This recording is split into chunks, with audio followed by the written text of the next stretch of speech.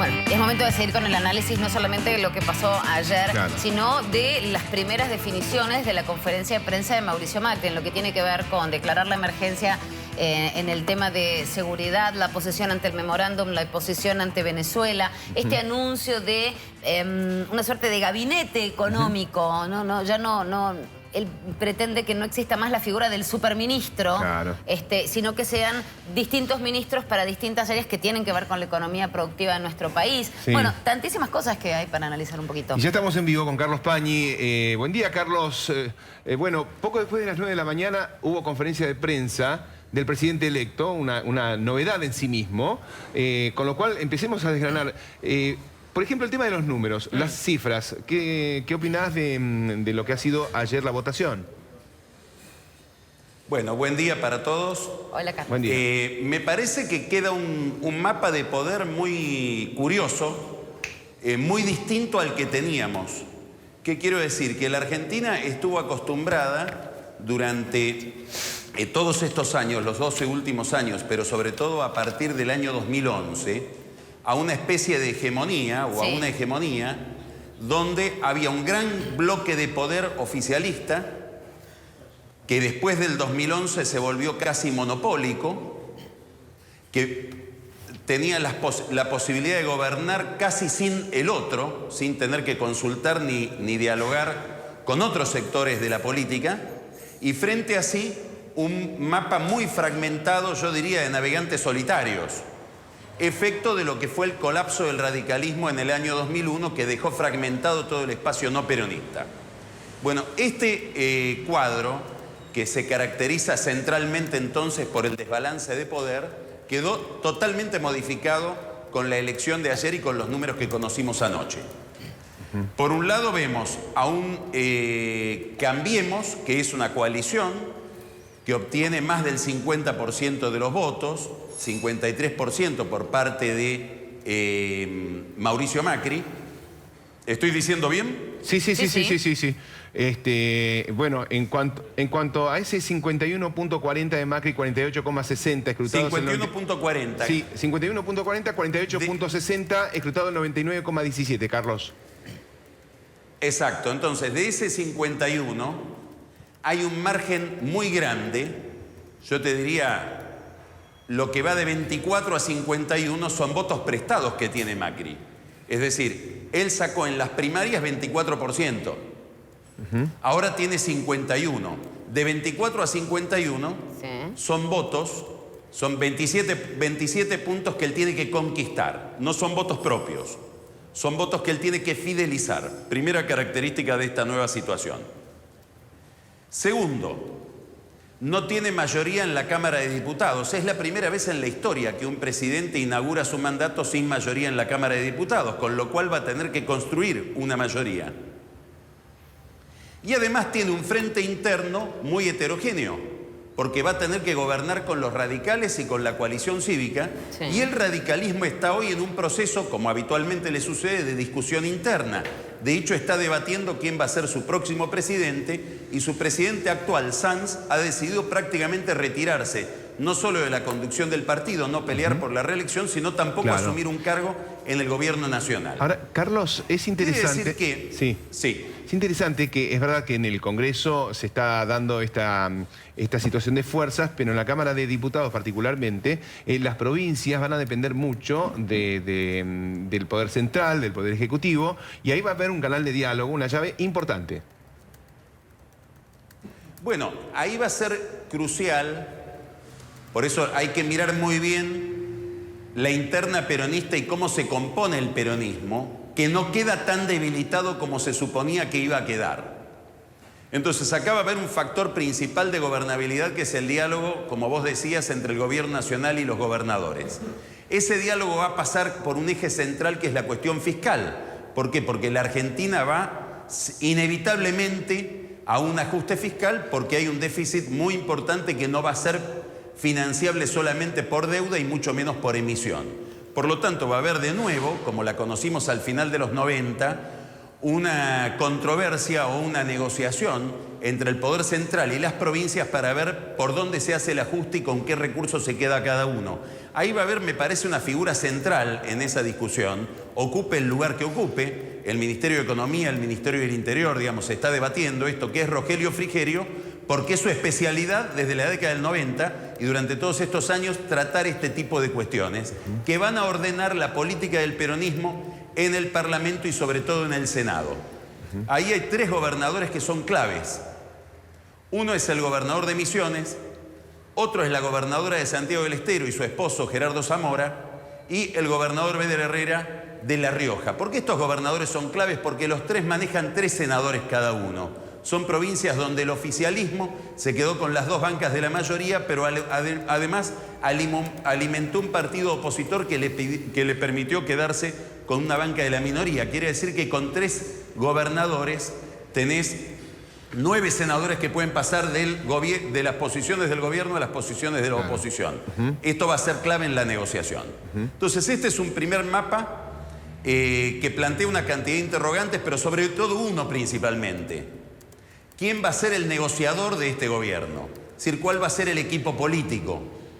Va a ser muy importante el papel de Monzó si se ratifica que va a ser el presidente de la Cámara de Diputados, el papel de Mario Negri como presidente de un interbloque oficialista en diputados, el papel de Ángel Rosas como presidente del bloque radical en la Cámara de Senadores, que posiblemente termine siendo un interbloque con el PRO, la figura de Pinedo, que va a ser senador, de Gabriela Michetti como presidenta del Senado. Digamos, empieza a haber un elenco al que hay que prestarle atención. ¿Por qué?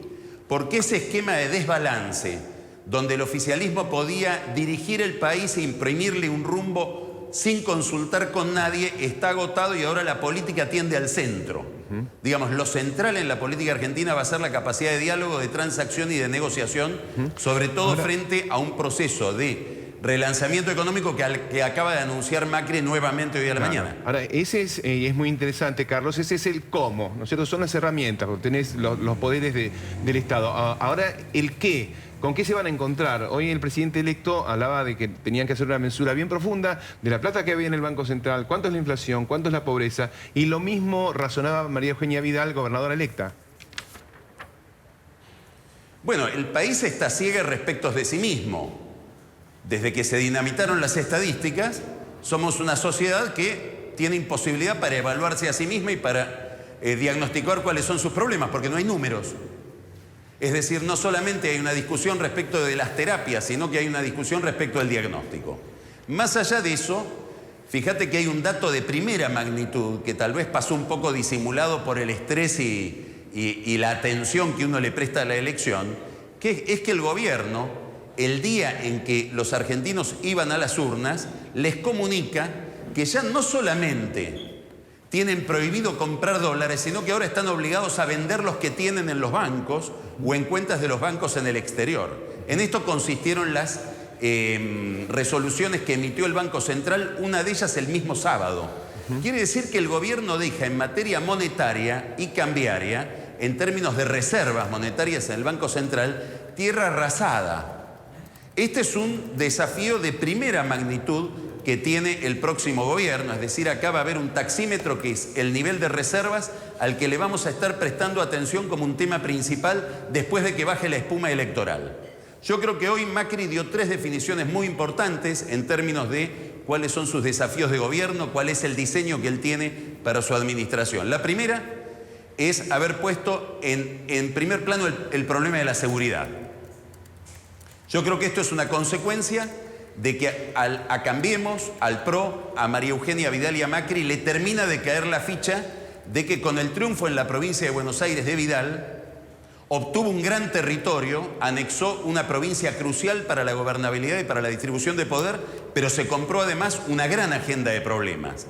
Digamos, la sociedad bonaerense le dio un mandato a Vidal al votar en contra de Aníbal Fernández respecto de una agenda muy complicada, que es la agenda de la seguridad y de la penetración de las mafias en el poder. Este es el primer punto.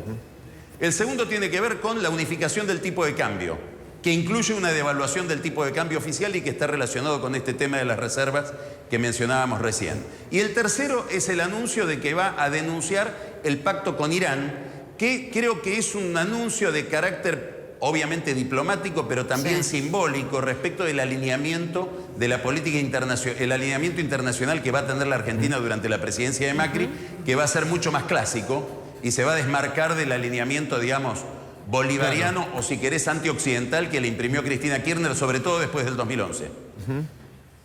Carlos, a ver, lo que deja este gobierno es una situación en varias áreas complicada, de descalabro. Y hoy lo que vimos fue un Mauricio Macri dando definiciones muy claras de cómo él quiere tomar una dirección, quiere darle rumbo.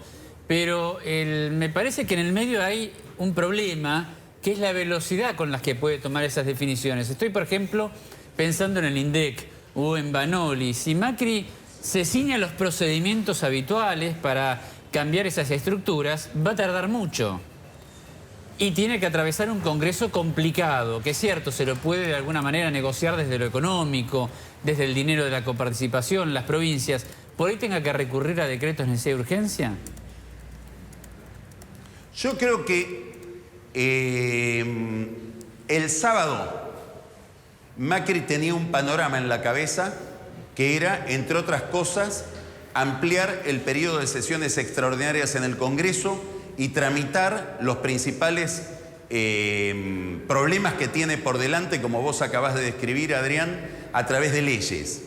Probablemente ahora esté revisando esa idea. ¿Por qué? Porque el panorama que quedó ayer es mucho más ajustado desde el punto de vista político para él, sobre todo porque la diferencia de 51 a 48 no fue tan amplia, y además porque tampoco ganó la provincia de Buenos Aires, que era una de las expectativas que había en Cambiemos. Sí. Claro, y no hay hace algo que vos eclosión. estás diciendo que es crucial. Y el Frente para la Victoria no hace eclosión. Frente a un resultado con una diferencia mucho más marcada, el bloque en el Senado o en diputados podía haberse resentido. Ahora capaz dicen, bueno, por ahí nos mantenemos juntos, vamos a ver qué pasa.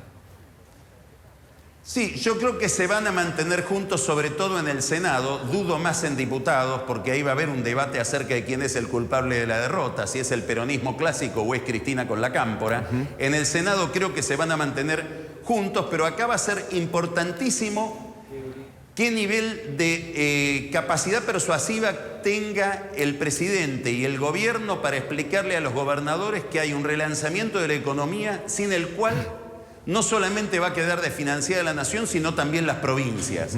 Hoy muchas provincias no pueden pagar sueldos, no pueden pagar el aguinaldo. La más patética es Mendoza, pero en la provincia de Buenos Aires Scioli deja una enorme dificultad financiera. Y esto es importante, ¿por qué, Adrián? Por algo que vos mencionaste y que me parece que hay que subrayar, que tiene que ver con la velocidad que adquiere el relanzamiento de la economía argentina. Y esto tiene que ver con la credibilidad que imponga el próximo gobierno a la operación de ajuste fiscal, financiamiento externo, reducción de la emisión monetaria, unificación del tipo de cambio. Todo eso, que es una misma operación, requiere una velocidad que tiene que ver no solo con lo económico, sino con lo político. Con las expectativas. Digamos, en el año 2017... este gobierno va a ir a elecciones y va a tener un test fundamental, que es quién se queda, de nuevo vamos a estar discutiendo quién se queda con la provincia de Buenos Aires. Sí, tal cual. Y el resultado de ayer vuelve ese test mucho más desafiante. Bueno. Por lo tanto, va a ser determinante si la economía argentina vuelve a crecer en el próximo semestre del año 2016. Y eso depende del nivel de confianza que el gobierno despierte en el mercado. Y ese nivel de confianza va a estar dado por la pericia que tenga en el primer mes en desarrollar la agenda económica que postuló hoy Macri a la mañana. Carlos, solo nos quedan 30 segundos y mil disculpas por incluirte una pregunta en tan poco tiempo. Es la siguiente. ¿Qué sucederá con el kirchnerismo? Yo creo que el kirchnerismo va a quedar seguramente muy acorralado dentro del peronismo, que el resultado de ayer haya sido mucho más parejo de lo que podían suponer muchos actores del gobierno y de la propia oposición, no lo releva al kirchnerismo y a Cristina Kirchner de ese problema. Va a ser cuestionada ella por haber llevado al partido a la derrota y sobre todo por las decisiones que tomó durante la campaña y en el armado de las listas que determinaron algo gravísimo para el justicialismo, que es la derrota en la provincia de Buenos Aires.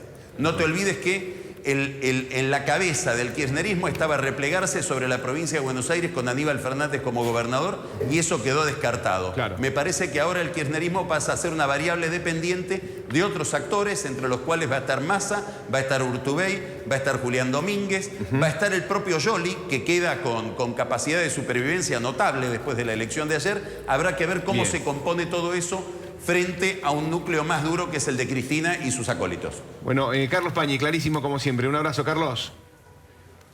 Un abrazo para todos. Gracias. Chao. Chao.